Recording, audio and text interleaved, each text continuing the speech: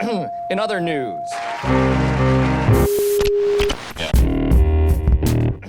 The towers did not burn up. They turned into powder in midair. Kind of scary to have this helicopter hovering around. You walk up to them and confront them. They can't stand that. Welcome to Another News. I'm Jeff Brady. In the past few weeks, Disney, CBS, Viacom, Newscorp, GE-owned media sources have reported on how busy hospitals in the New York City area are in handling additional inflow of patients with health complications related to the virus. However, when citizen journalists visit those same hospitals, there are no lines of people, ambulances are parked, it's abnormally quiet, and very few staff are willing to speak. Yes, these are abnormal times, and maybe the patients and clients are hidden from view, but the stark contrast between corporate media reporting and citizen journalists, such as our guest Jason Goodman, warrants further investigation. We're hearing all kinds of numbers regarding those who have passed, and many know it's the obligation of the community to respectfully double-check and verify. Jason Goodman runs the YouTube channel Crowdsource the Truth, and he joins me in the Manhattan studios to give a debriefing of his street reporting from the last few weeks. Jason, welcome to Another News. Thank you for having me, Jeff. Would you tell listeners about your channel Crowdsource the Truth? Sure. It's interesting because I started it about 3 years ago. My background is in Hollywood. I started out as a cinematographer and a director, and I was specialized in stereoscopic 3D for my entire career. And just by chance, in 2009, when James Cameron came out with Avatar, that part of the industry exploded, and I was kind of in the catbird seat, And I bring this up because my approach to cinematography and stereoscopic cinematography and Hollywood in general is very similar to my approach to what I'm doing now, journalism and news and all that. I looked at 3D movies and I said, there's something here, but so many of them look terrible. Everybody was doing it wrong. And I invented camera systems and optical systems that some of which are now industry standards throughout the world for shooting stereoscopic motion pictures. And of course, that industry basically collapsed in 2013, and I lost all my money and had to reinvent myself and come up with a new career. I had a marriage that ended at the time, and not to say that I was depressed, but I had a lot of time on my hands, and I was trying to figure out what to do, and the election was coming up, and I was reading the news a lot, and social media was really coming on strong at the time. You were back in New York at this time? Yeah, I came back to New York. My house in L.A., all that, I had to give up. And I just was very troubled by information that friends and colleagues and even people I didn't know were sharing in social media that just was obviously wrong, even within the context of what they were saying. There were mistakes, there were flaws, there were things that couldn't possibly be true. And I was not supportive of Donald Trump for president at this time. I just thought he was a TV guy and a loudmouth and not the right person.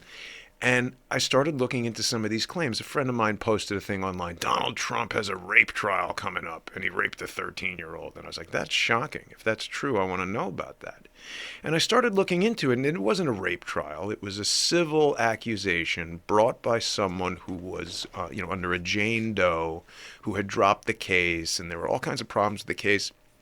But the problems with what the person had posted when I corrected him and said, this isn't a rape trial, this is a civil trial. And they said, well, what's the difference? And I said, look, words matter. They have meaning. And if you're going to accuse somebody of a horrendous crime, you better make sure it's right. And the more I looked into these stories that were coming up about Donald Trump, the more I realized they were either exaggerated or omitting key things or just outright false.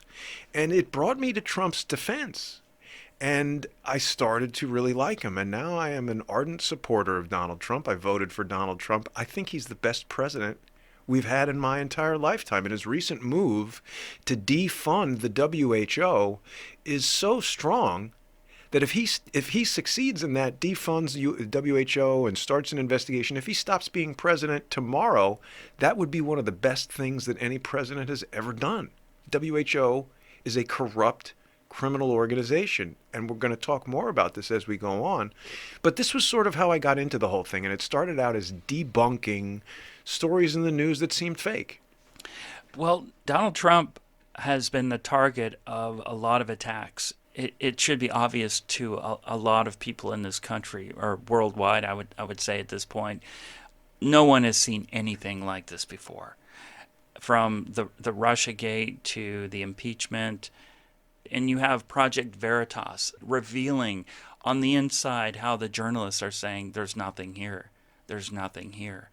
And these are people speaking not knowing that they're being recorded, Right. and they're speaking in confidence. Right.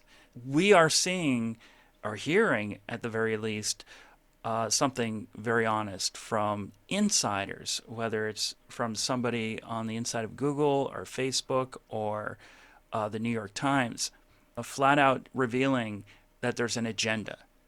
Yeah. Oh, there's no doubt. I mean, you got to look at who owns these newspapers, right? Jeff Bezos bought the Washington Post in 2012 or 2014 for $250 million at a time when Amazon Web Services had a cloud data contract with the CIA for $600 million. So, I mean, if you've got a client for 600 and a client for 200, which one is servicing which? And, you know, a lot of people were outraged when Jamal Khashoggi was murdered and dismembered in the Saudi Arabian embassy in Istanbul in 2019, I guess.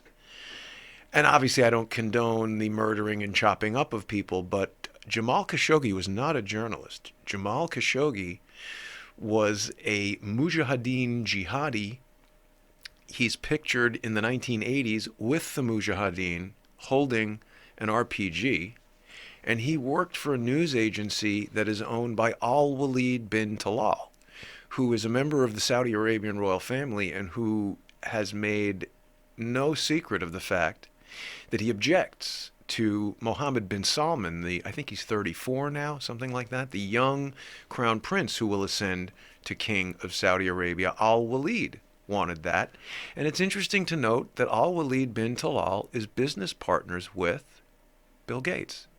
They own the Four Seasons Hotel, which is also just coincidentally and interesting to know that the top 4 floors of the Mandalay Bay Hotel in Las Vegas, where allegedly Stephen Paddock used, 20-something guns to shoot up a concert. One guy, 27 guns. I don't know why he needs so many guns.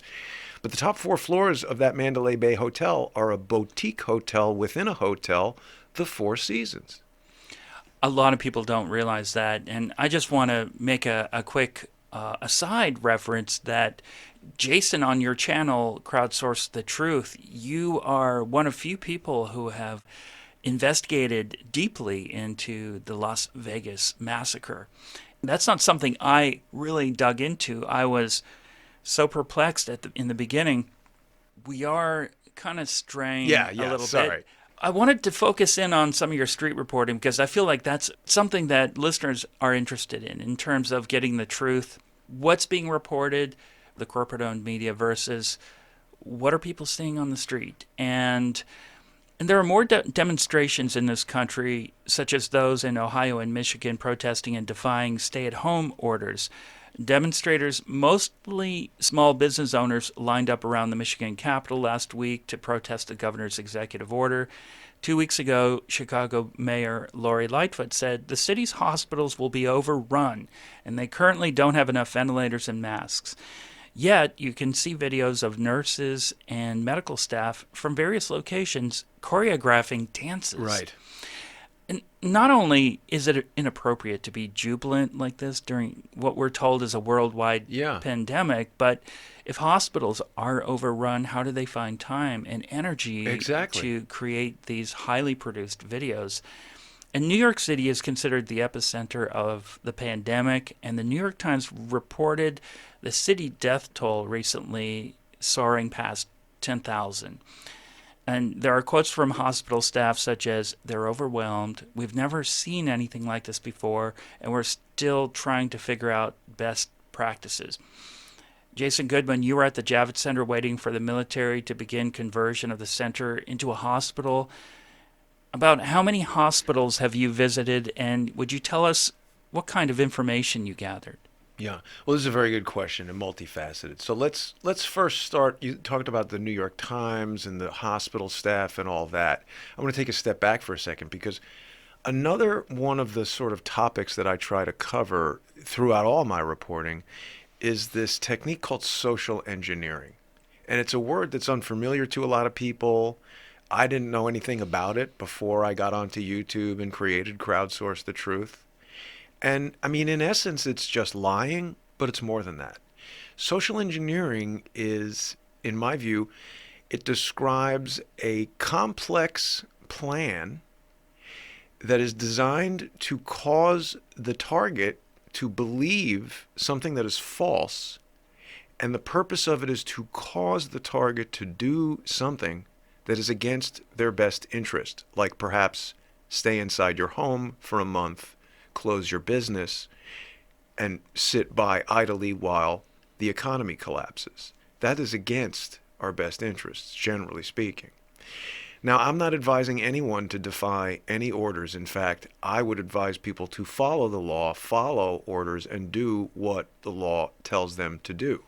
That being said, I believe that there is a massive, probably the largest in human history, social engineering operation that is directly connected to this COVID-19 outbreak. Now, that's not to say that I believe that it is a hoax. That is far too vague, far too general, and a very misleading characterization. I do believe that there is a dangerous and deadly virus. I actually think there's probably more than one strain of virus, but I don't think that it organically evolved or mutated or was transmitted from bats to the fish market in Wuhan to humans. I don't believe that. I believe that this virus was deliberately set upon the people of the United States, the people of Europe, and even the people of China. And who did it remains unknown at this time, but a lot of evidence is surfacing that has presented a number of, I guess you would call them, people of interest. And I mean, listen, the way an investigation works, as far as I understand it, is unless someone comes forward and gives you a confession and says, hey, here's all the documents, the emails, here's a video of us planning it, unless you have that confession, investigators look at evidence. They use their brains to formulate hypotheses, and they test those hypotheses against the evidence. And as new evidence comes in, a hypothesis is either strengthened or weakened. And at the end of the investigation, the strongest hypothesis that is supported by the best available evidence becomes the conclusion. People can be prosecuted. You can impanel grand juries and things like this. And this might be the first time I've said this publicly here on your show, but I believe I now have been exposed to enough evidence to say, and if any of these parties choose to sue me, they're welcome to, but I believe that Bill Gates is a central figure, if not the central figure, in this crime against humanity. I believe at very least he had foreknowledge of this viral outbreak. And as a matter of fact, I think he funded and was directly involved in creating a plan to release this virus on the people of the world in an effort to achieve a number of different objectives, which we see him involved in, defending, and playing out on television in real time in front of our eyes right now.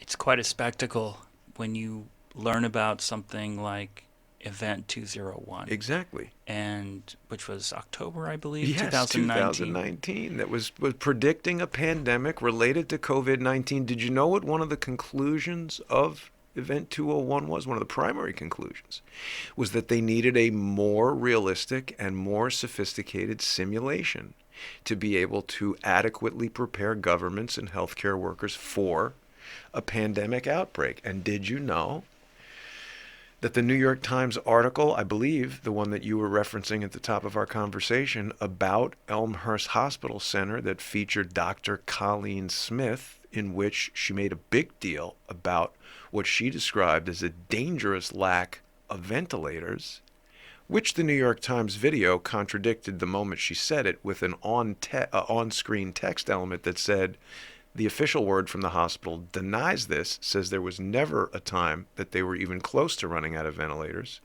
Dr. Colleen Smith, in her own LinkedIn profile, her own resume, describes herself as a medical simulation enthusiast, expert. She's given speeches on the topic of simulating trauma.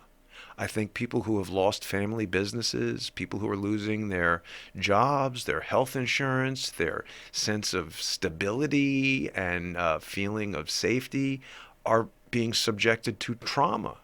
And if anything about these stories is not real, is Dr. Colleen Smith simulating trauma on the people of the United States? And if so, she's welcome to sue me as well. I intend to challenge her medical license because I believe that's a violation of her Hippocratic Oath. Jeff, it all comes back to social engineering, right? It's going to sound ridiculous to the audience. This is a conspiracy theory. How could doctors and newspapers and all these things be involved? But it comes down to compartmentalization. There are people who sit on the top of these organizations. And, one of the things that Robert Kennedy said in a recent interview was that he's personal childhood friends with Roger Ailes.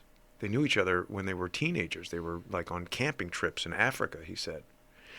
And Robert Kennedy Jr. wanted to go on Fox News talking about his foundation and their work fighting corruption in the pharmaceutical industry that has led to certain specific vaccines causing injuries in certain specific subsets of the population. We're not talking about anti-vax. We're talking about improperly tested medical products.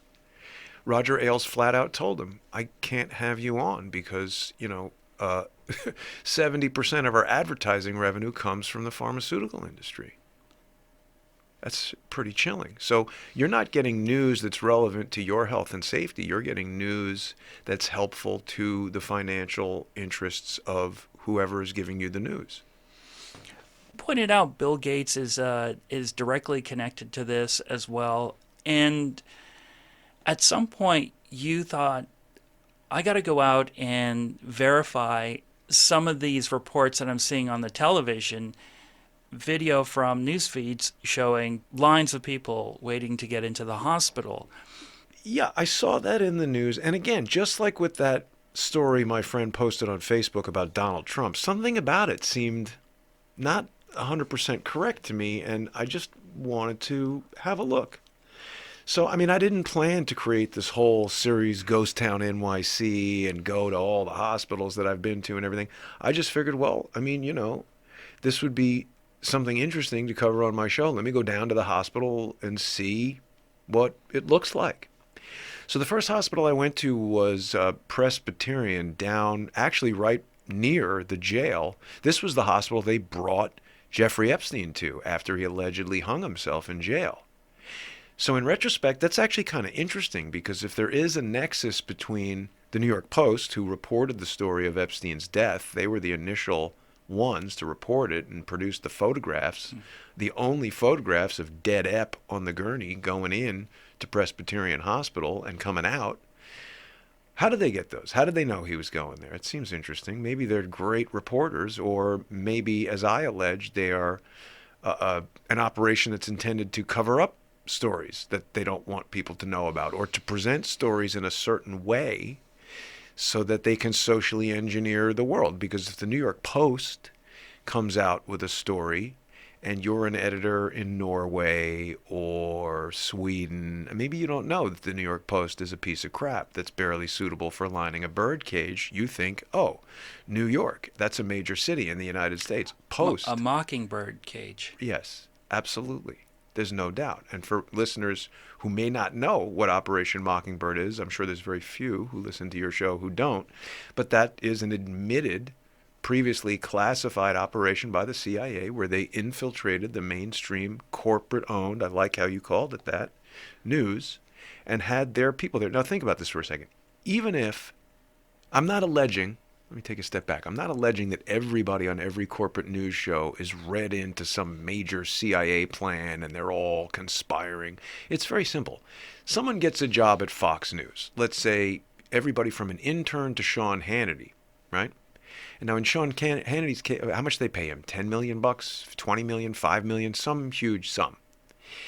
let's talk about Tucker Carlson, because he was doing some very good coverage of the Las Vegas shooting. He had a video of a helicopter landing in a parking lot during the shooting, and it was like, well, wait a minute, what is this? Mm-hmm. So Tucker goes to Vegas and starts investigating, and somehow that stopped very quickly. He didn't uncover all the things that myself and my guests have. John Cullen has exposed compelling evidence of many helicopters in the air that are unaccounted for on the night of the shooting. But at some point, someone says to Tucker Carlson, hey, you're not covering this story anymore. And we could presume that Tucker Carlson might say something like, well, why not? This is journalism. This is a story. We have to go after it. And they say, Tucker, drop it.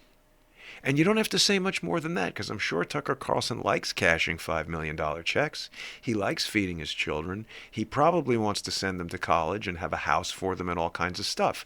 So when you pay somebody that much money and you tell them what to do, they know inherently that if they don't do it, the money's going to be cut off. This is part of the reason why I've created Crowdsource the Truth in the way that I have. There are a scant few people out there who want me to put out all of my videos on YouTube for free. But what I've done is I've created a sponsor exclusive series that's on Patreon and Subscribestar that the viewers actually pay a nominal fee per month. $2 is the minimum to watch every video I've produced.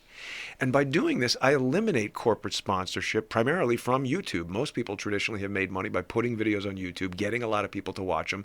YouTube attaches ads to it, and then you get money.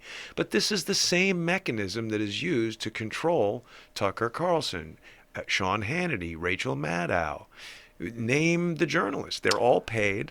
It's a system of control, and you could be easily compromised. People know this. Without even knowing it, you could be compromised because they just say, we're not covering this. And look, Del Bigtree, who produced the movie Vaxxed, he ran right up against this. He was a producer for a major CBS show about medical news called Doctors, or I think it was called Doctors. He got a report from a scientist within the CDC that said the CDC's own data was indicating that the Merck DPT vaccine was creating brain injuries in black male children 18 to 36 months with a very statistically significant increase in that population. And the research indicated that something should be done. Either the vaccine should be changed, it should be administered at a different time. They needed more research to understand why this was happening. And a CDC scientist presented this to Dell. Dell found it to be huge news, which it was, and CBS said, we're not running this. Merck is a major sponsor of the show. So Dell left. He created the movie Vaxxed, and it's loaded with important information. It is not anti-vax. That's what they want, is they want to create this binary situation where it's you're either vax or anti-vax. But the story is much more complicated than that. We did go astray again, back to Presbyterian Hospital. Right. So you Oh, right. Yeah. So I went there. Yeah. And to my surprise, there were a lot of ambulances parked right there in what was obviously the ambulance parking lot. I recognized it from the New York Post photos where Epstein had been brought in, and there were a lot of ambulances, like 7, 8, 9 ambulances. And I just said, well, that's strange. I would think if there's a pandemic along the lines of what I'm reading in the papers that is sufficiently intense that we need to shut down the economy of the world, I would think these ambulances would be driving around, getting sick people, pulling in. You'd have EMTs pulling sick people out of ambulances. They were all just sitting there, no EMTs in them. And an EMT came walking out, and people can see this on the video on Crowdsource the Truth on YouTube. I asked him, is it crazy in there? Is it a pandemic? And the guy was kind of smiling, kind of having a jovial conversation with me. And he said he didn't know because he had been off for the past several days and just got into work. And I said, well, that's strange. I mean, wouldn't they call all the staff in and cancel days off if it was, all hands on deck kind of pandemic? And why would this guy be laughing about a question like that or so lighthearted about a question like that? Why would he even take the time to stop and talk with me? I would think he'd be so pressed for time and so busy that he wouldn't have time. And so I said, well, okay, maybe that's just an anomaly. Maybe I don't know this guy. Maybe he's got a strange personality that he laughs in the face of, mortal danger. So I decided to start checking a few other hospitals. And I went to Mount Sinai, and I saw basically a similar thing. Not a lot of activity around the hospital, not masses of people pulling up, not loads of people waiting outside fretting over their relatives who might be dying inside. And I saw a guy, he was an Indian guy, standing in front of the hospital, well groomed, had a stethoscope around his neck. I presumed he was a doctor. And I said to him, "Are you a doctor?" And he said yes. Now, people in the comments on the YouTube videos have proposed that perhaps he was lying, or he was an actor, or I paid him to be there. I didn't pay him. I don't know if he was lying or an actor. I don't imagine that he would do that. That's a little bit outside the realm of probability. I believe the guy was a doctor. I asked him. He said I think he said he was an intern. People should check the video to make sure, but he was a new doctor, which makes sense. He was a young guy. Said he was working in the clinic, and, what he basically said was that he doesn't know if the hospital is overrun, but according to the governor, what he saw on the news is that the hospital is overrun. And I said, boy, that's interesting, that this doctor is seeing on the news that hospitals are overrun, so he automatically accepts that they must be overrun. That is social engineering. The doctor is being socially engineered. And then the interesting thing is, this article comes out in the New York Times saying that Elmhurst Hospital Center is the epicenter. Now, for people who are listening on the internet, perhaps outside of New York, they don't know. Technically, Queens is part of New York City, but it's not Manhattan. We've got 5 boroughs here: Manhattan, Brooklyn, Queens, the Bronx, and Staten Island. And basically, Manhattan is what most people are thinking of when they're thinking of New York City, with the Empire State Building and the World Trade Center and all that. These outer boroughs are, smaller population, smaller neighborhoods, less density, maybe less media there, etc. If you wanted to stage a simulation and tell the New York Times to show up on such and such a day when we're going to have a tent with 1,000 people, it would probably be easier, better, and more low-key to do that in Queens instead of Manhattan. And it's interesting to me that all these people were there lined up outside this tent on the day that the New York Times took their photos and videos and presented it to people with the headline, "Amazing Outbreak, Apocalypse, hellish conditions at Elmhurst Hospital." So you see these tents, you see tons of people lined up with masks, and you're like, oh my God, that's terrible. But how did all those people get there? I mean, that's a low-income neighborhood. I walked around. Most people didn't speak English. I don't know what their medical insurance status is, but I think even if there's a $50 copay, most people, including myself, would be reluctant to go have an invasive and uncomfortable test and pay $50 for that. Some people might be making $200 a week. They don't want that copay. So did the hospital put out a message saying, hey, the state is paying for you to be tested for COVID-19. Come over here and get it. And then if you sent out an email blast to 10,000 people and 600 showed up, and then you took a picture of that with a headline, coronavirus outbreak, people are going to freak out. If you said, hey, New York State offering free testing, hospital has a dramatic response, and everybody's COVID negative. That's a different story that you could put out with the same picture that would evoke a different response from the readers. So I walked around that neighborhood. I walked around that hospital. Same thing. A lot of ambulances there, not going anywhere. And in 30 or 40 minutes, not a single siren was heard. And I spoke to EMTs, one of which I asked them, is there a pandemic here? And he said, well, if you watch the news. And I said, I'm not talking about the news. I'm talking about what have you observed? And again, these guys are having 5-minute conversation with me. They're not there disinfecting an ambulance that just brought in a person with a deadly infectious disease. They're not driving off with the lights blaring to pick up the next person. They're hanging out.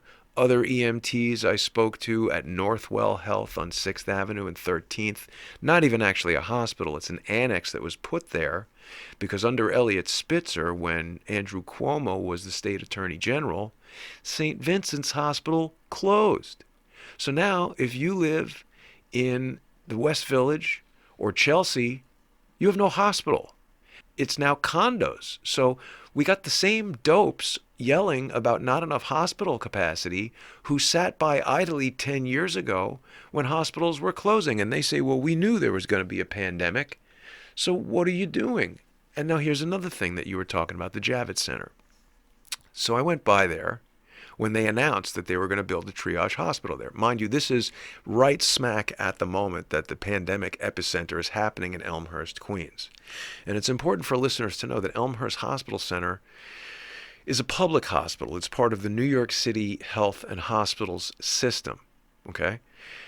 Presbyterian Hospital, Mount Sinai Hospital, NYU Langone Hospital. These are privately owned hospitals that are not owned by the city. And something that's always struck me as strange, even during this whole Obamacare debate, is the notion of how health insurance works. Obamacare is not saying the government is going to give you health care. It's the government forcing you to buy health insurance. And the thing that's weird is, Jeff, if you and I were driving on the highway and I crashed into your car and we get out and you say, well, can I see your license and your insurance and take down your information?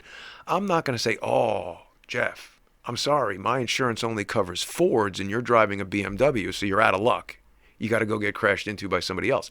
But if you have medical insurance and you go to a doctor, they'll say, we don't take this medical insurance. See, in my mind, a proper Affordable Health Care Act would have included legislation that would have said if you are legally allowed by the government to be an insurance provider in New York State, you have to meet X, Y, and Z requirements. And if you are a legally licensed doctor in New York State, you must accept insurance to provide medical services to people. And if you are a citizen of the United States who possesses medical insurance, if you break your leg or split your head open or do whatever you might do that causes you to see a doctor, there should be a bill for the services rendered. And if I have $1 million insurance policy and my medical treatment is $1,000, whatever insurance company I have should pay whatever doctor I go to see $1,000 minus the deductible, which is calculated by very well-known formulas that actuaries use to calculate insurance deductibles and premiums all the time. Why do we have this mix and match system where I have to go as a person who maybe is sick and in need and I'm under stress? I now have to figure out what kind of doctor will accept what kind of insurance, and this is causing so much pressure and creating so much waste and inefficiency in the medical system. That is a huge problem. And one of the things that I've learned from talking to all these EMTs is that part of the reason these ambulances are sitting idle is that if there is a concentration of need in Elmhurst, Queens, at a city-run hospital, there is no emergency mechanism in place for privately owned ambulances and city-owned ambulances to intermix. I don't know why Andrew Cuomo didn't say the very first days of this, we're going to take an initial amount of emergency funding from the state or the federal government or whatever, and we've got a pressure point here in Elmhurst, Queens. We're going to move the least infirmed patients out of that hospital first to the closest area hospitals, whether they're city hospitals or privately owned hospitals. We're going to pay their bills. If you have a broken leg, if you have eye surgery, heart surgery, we're moving you out of that hospital to alleviate the staff, to alleviate the... They didn't do any of that. They did dispatch some other resources, the additional ambulances, correct? Well, that's ridiculous. They got 250 additional ambulances from FEMA when the FDNY Station 7 ambulance depot on 23rd Street and 10th Avenue has had no less than 7 idle ambulances and as many as 11 idle ambulances during the 4 or 5 trips I've made there.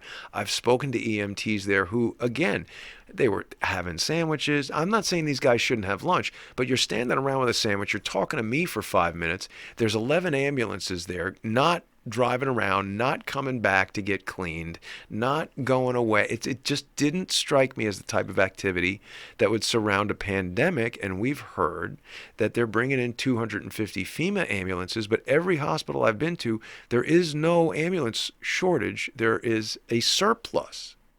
I think this is the kind of information that listeners need to calculate a bigger picture and of what's going on around us.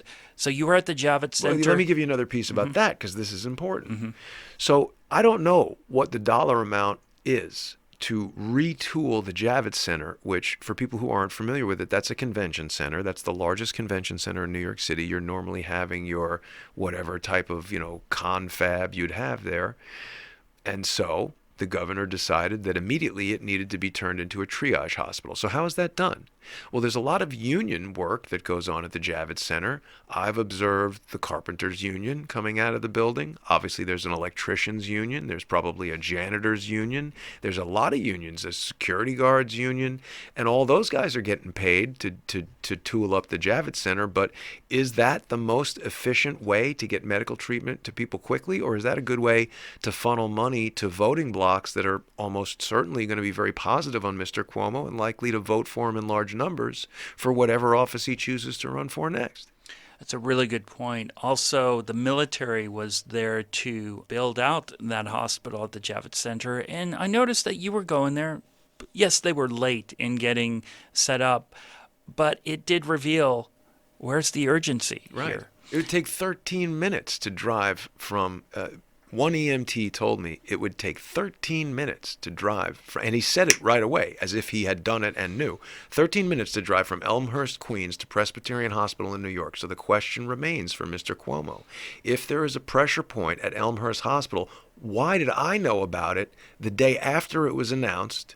And I had a plan. Why don't we get 11 ambulances from 23rd Street, drive them over to Elmhurst, and start delivering patients to Mount Sinai, to NYU Langone, and have the city pay the bill? Why is all this money going to FEMA, going to the Javits Center, the unions that build out the Javits Center? How much does it cost the Navy to bring a 1,000-room hospital ship to New York, which, according to a documentary about that ship that I saw, cannot perform open-heart surgery?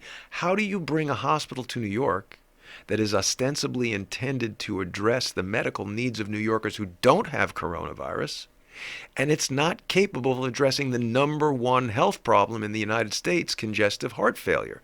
I went to that ship to ask, is this true that you can't do that? And by the way, 2 days in, with 40 patients on there, they brought a coronavirus patient to the boat.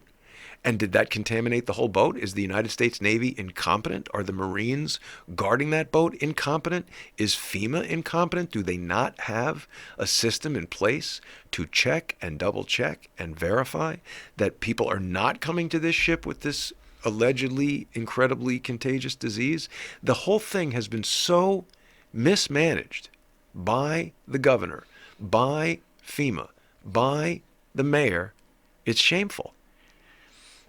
It seems that a lot of these problems and inconsistencies is also overlooked by the corporate-owned media. Sure, they might. I don't think it's overlooked, Jeff. I think they're complicit. Let's talk about this article that appeared.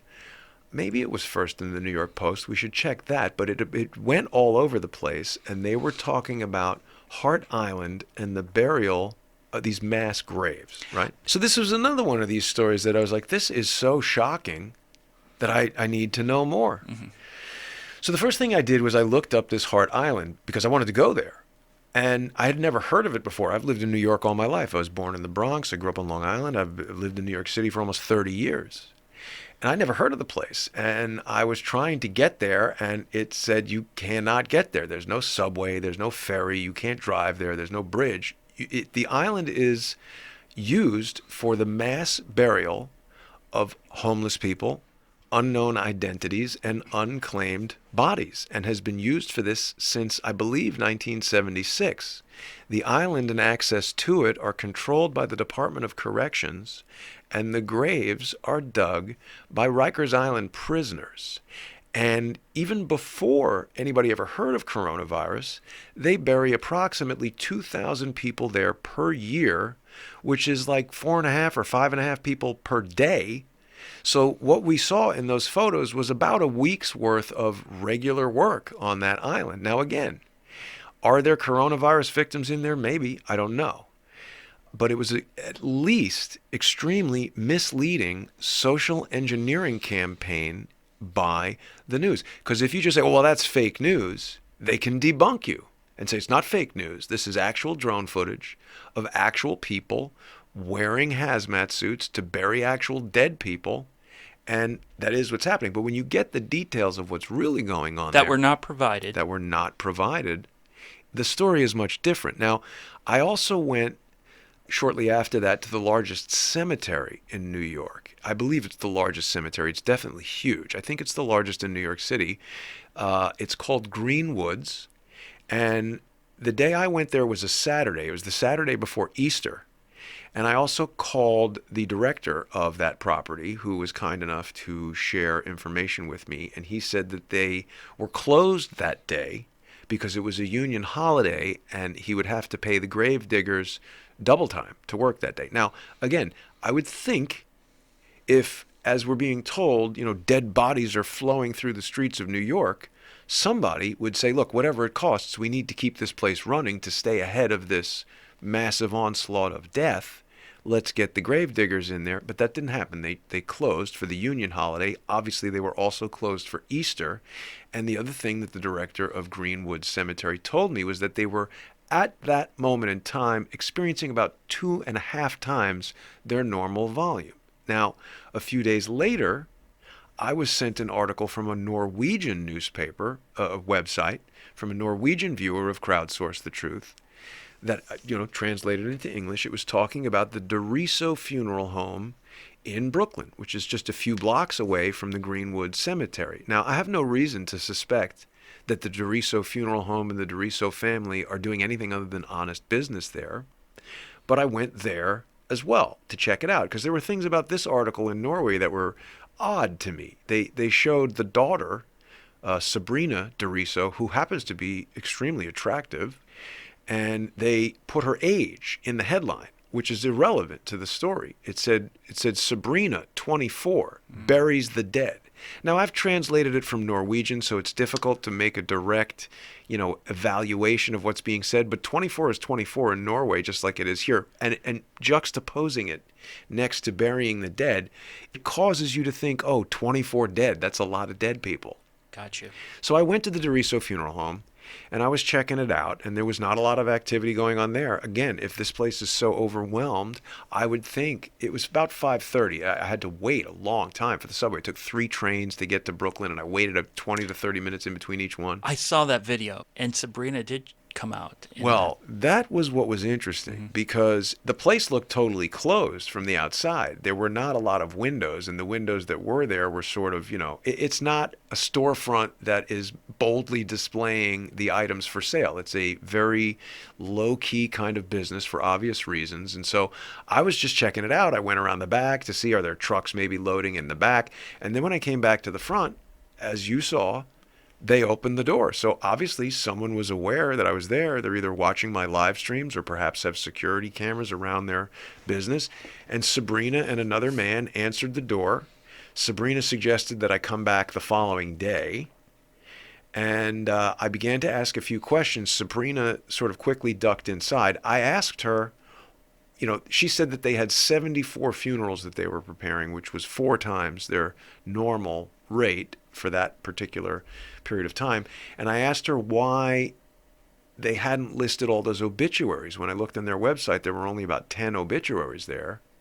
And I didn't get this at the moment that I was in conversation with her, but watching my own video back, I realized that she very adeptly shifted the conversation to saying, because the CDC will only allow 10 people into the funeral home at a time.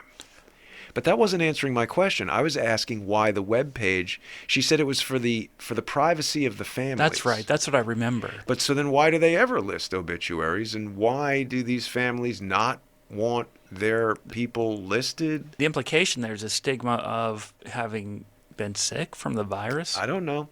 But so she went inside, and then I was speaking to another guy who I had presumed was her father or Mr. Doriso or whatever. Right. And that guy was telling me that the hospital had, just during the outbreak of coronavirus, hospitals had changed their policy of how long they were retaining unidentified corpses.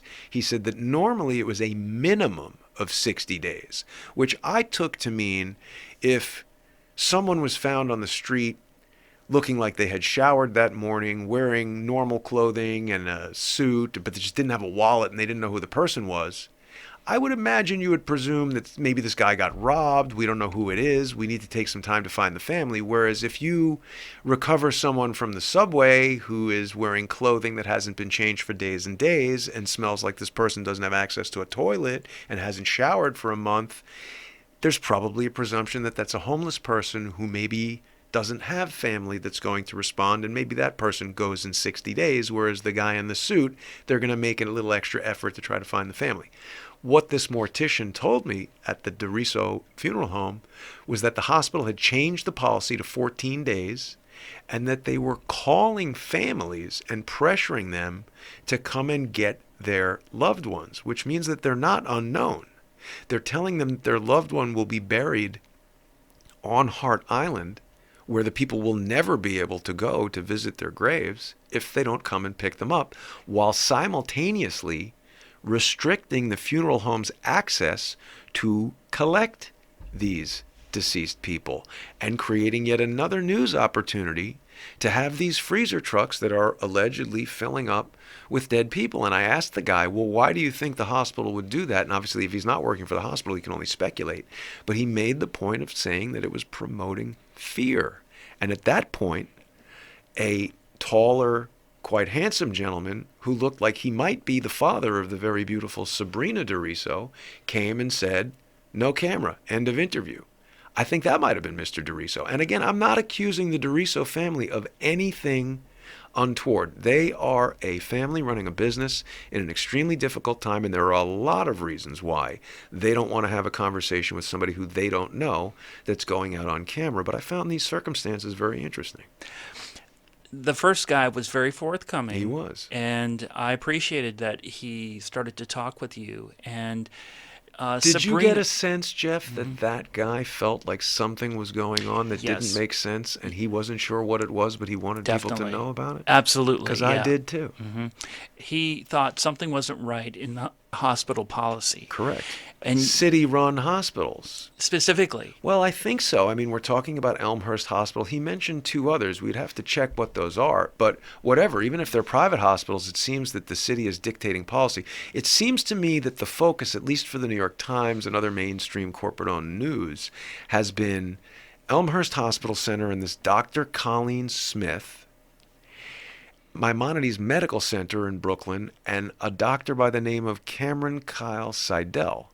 And the thing that's interesting about these two doctors that is a stark contrast to every other MD who I've spoken to, some of which are members of my immediate family, uncle, cousin, etc., my father. I have a lot of doctors in my family.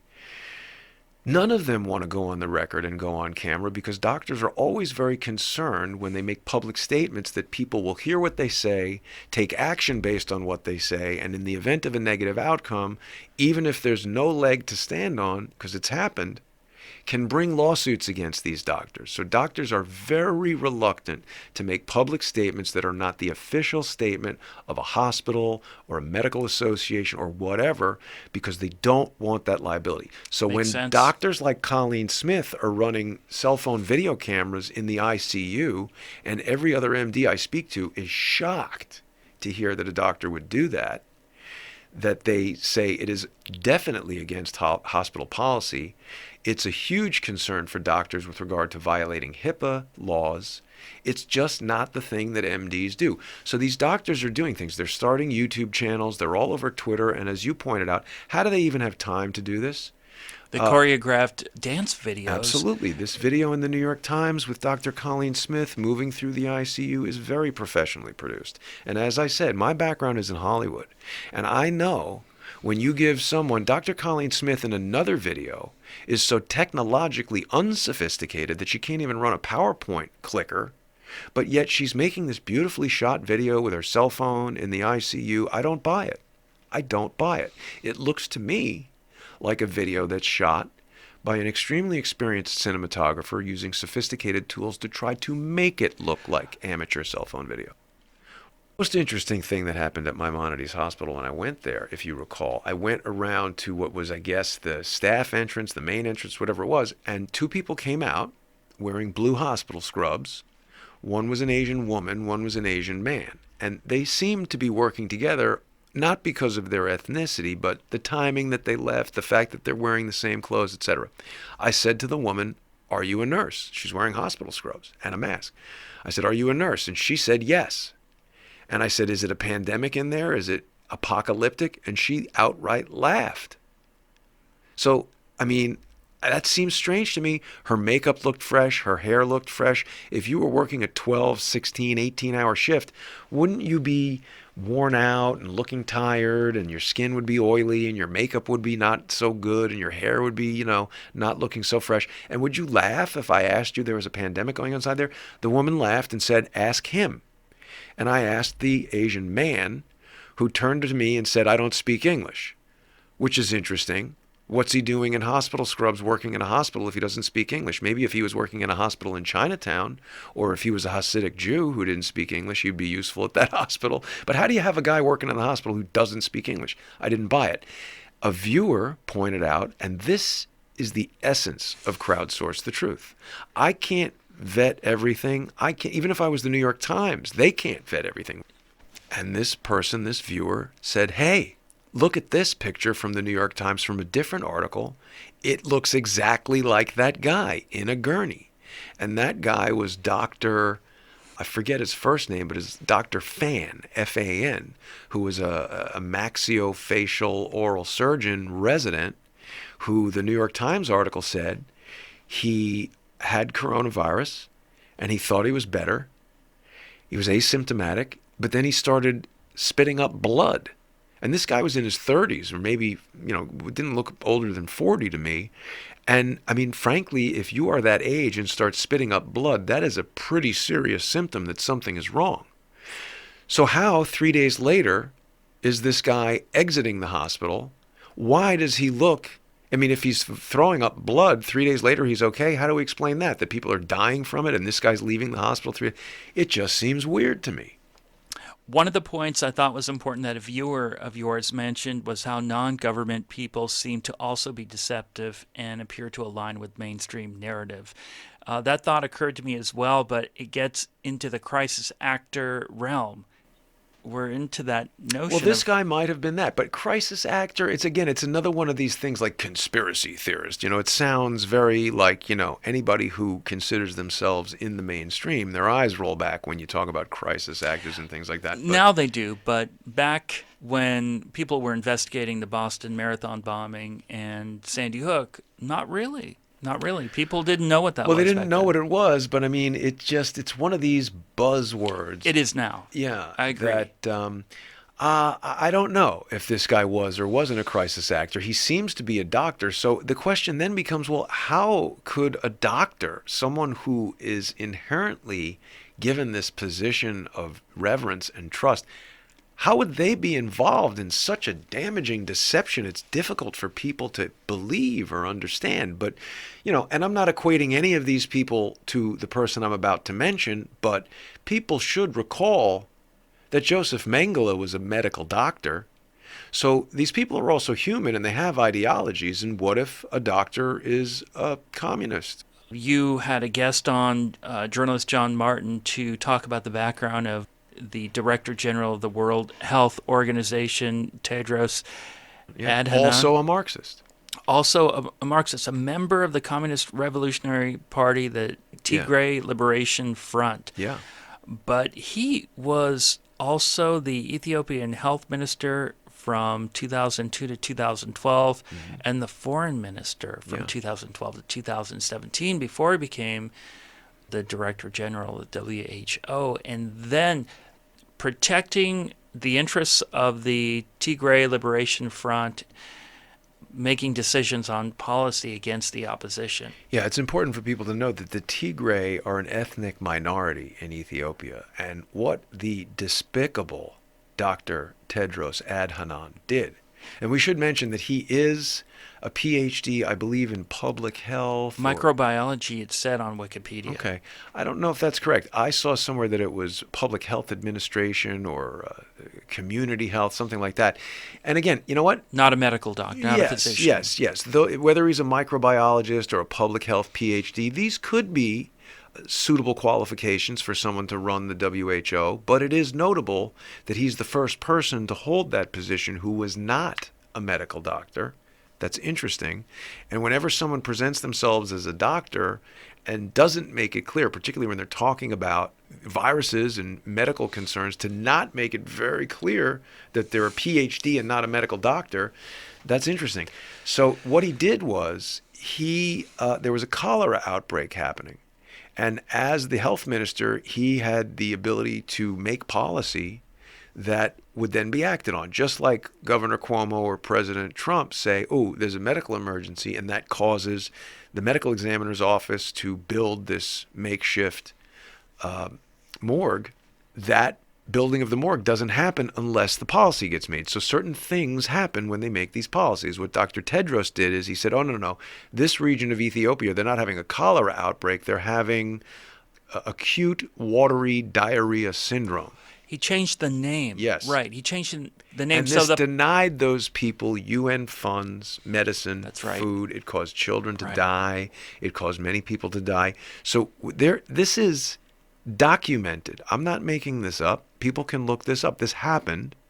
This is a guy who is in the practice of utilizing his position of influence to create policies for political and financial gain to help him, to help his Marxist party that was supported by and supportive of the former Soviet Union.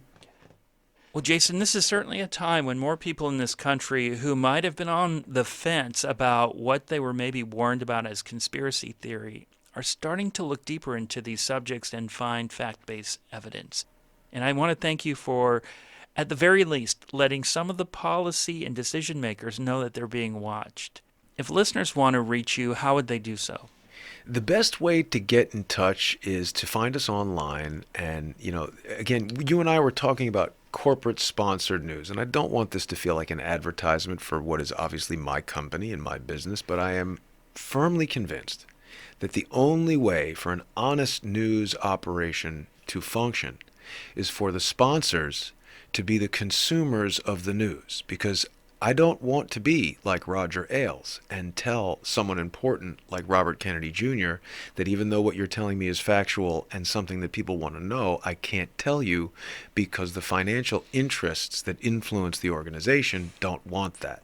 By creating a system where it's a micro sponsorship and every viewer is the sponsor, I've eliminated that incredible problem. So if people want to go on to subscribestar.com/crowdsourcethetruth or patreon.com/crowdsourcethetruth, they can sponsor the show for as little as $2 a month.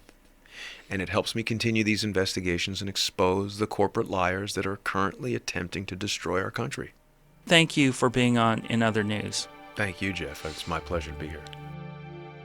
That's going to do it for In Other News. I'm Jeff Brady. Visit inothernewsradio.com for archives and more information about the guests.